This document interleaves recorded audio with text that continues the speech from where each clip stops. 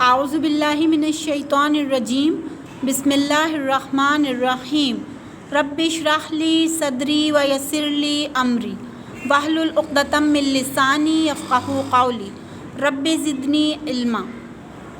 अस्सलाम वालेकुम बच्चों, आज हम इस्लामियात में सबक पढ़ेंगे ईमान क्या है। तो चलिए पढ़ाई का आगाज़ करते हैं। बच्चों, सफ़ा नंबर 4 पर सबक नंबर 2 ईमान क्या है,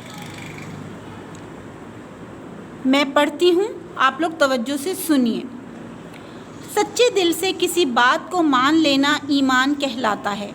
हमारे प्यारे नबी हज़रत मोहम्मद सल्लल्लाहु अलैहि वसल्लम ने हमें बहुत सी बातों पर ईमान लाने का हुक्म दिया। ईमान मुफस्सिल में हमें वो बुनियादी बातें बताई गई हैं जिन पर ईमान लाना ज़रूरी है। ईमान मुफस्सिल ये है: आमनतु बिल्लाहि व मलाइकतिहि व कुतुबिहि व रुसुलिहि वल यौमिल आखिर वल क़द्रि खैरिहि व शर्रिहि मिनल्लाहि ताला वल बाअस बअदल मौत। तर्जुमा: मैं अल्लाह पर ईमान लाया और उसके फ़रिश्तों पर और उसकी किताबों पर और उसके रसूलों पर और आखिरत के दिन पर और इस बात पर कि हर भलाई और बुराई अल्लाह के हुक्म से मिलती है और मरने के बाद ज़िंदा होने पर। बच्चों, इस सबक में हमें ईमान के बारे में बताया गया है कि ईमान की हकीकत क्या है, ईमान लाना किसे कहते हैं, ईमान क्या है। ईमान लाना का मतलब है कि हम अल्लाह पर ईमान लाए कि अल्लाह एक है, उसका कोई शरीक नहीं, और हज़रत मोहम्मद सल्लल्लाहु अलैहि वसल्लम उसके आखिरी नबी हैं, उसके बंदे और रसूल हैं।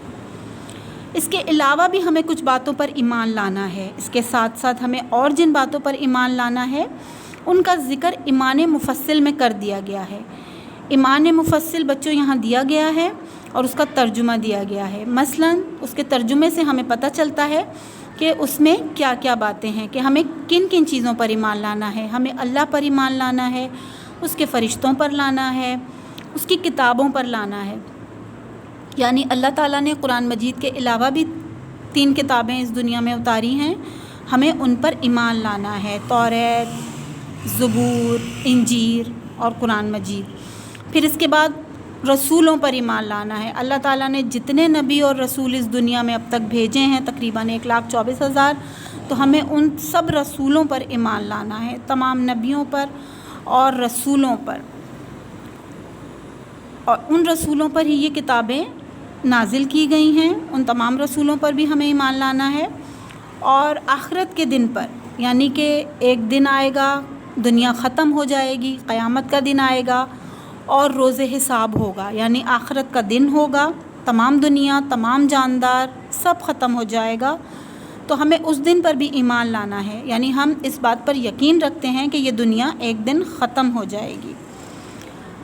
और हर भलाई और बुराई अल्लाह के हुक्म से मिलती है और मरने के बाद ज़िंदा होने पर, यानी कि हर भलाई और बुराई, यानी हमारी ज़िंदगी में हमारे साथ जो कुछ भी होता है ये अल्लाह के हुक्म से होता है, चाहे अच्छा हो चाहे बुरा, अल्लाह के हुक्म से सब कुछ होता है। और मरने के बाद ज़िंदा होने पर, यानी कि जब हम मर जाएंगे तो हम एक दफ़ा दोबारा ज़िंदा किए जाएंगे।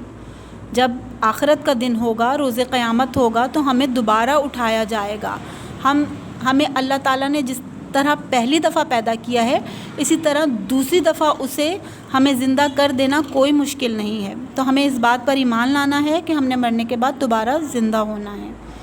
तो बच्चों, ये तो आज का सबक था, यकीनन आपकी समझ में आ गया होगा। तो चलिए हम अपने काम की तरफ चलते हैं।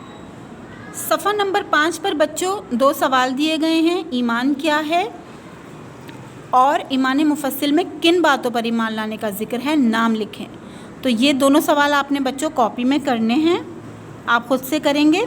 और उसके बाद नीचे खाली जगह दी गई है, ये भी आपने करनी है, काम ज़्यादा मुश्किल नहीं है। उसके बाद आपने एक अरबी की इबारत दी गई है, उसमें आपने रंग भरना है, यानी कलर करना है। तो बच्चों, ये था आपका आज का काम।